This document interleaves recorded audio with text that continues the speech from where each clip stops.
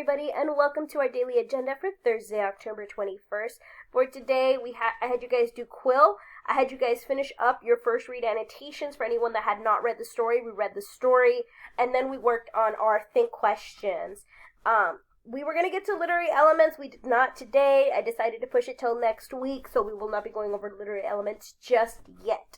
For homework, you have your vocab predictions, your vocabulary, your first read annotations, and your think questions. They're going to be due Sunday, October 24th. Let's get into it.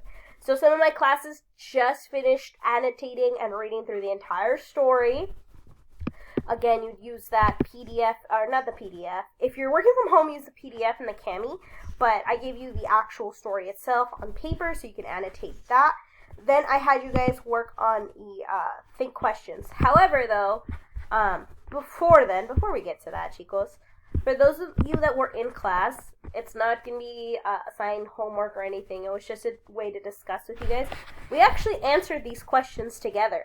So what I did is I asked you guys, whose house does Ricky live in? You guys said Teddy's dad's. Who are Darcy and Chuchundra? Remember, Darcy was a little bird. Chuchundra was a muskrat. How did they help Ricky in his great war against the Cobras? Why do the Cobras decide they have to kill the people in the house? Well, they have to do it so that their babies can survive and so that they can get rid of Rikki Tikki Tavi. And then what finally happens to Nog and Nagina? Remember that they die. Then I took these last questions, this 1, 2, 3, 4, 5, 6, 7, 8 questions, since we only have 8 tables. And I actually gave each of you a question. I had you guys answer it together as a group. I had you guys draw me a picture and even present it to the whole class. But it was a way that we could continue our discussion with Rikki Tikki and really break down just what happened in the story while thinking critically about these different elements, okay?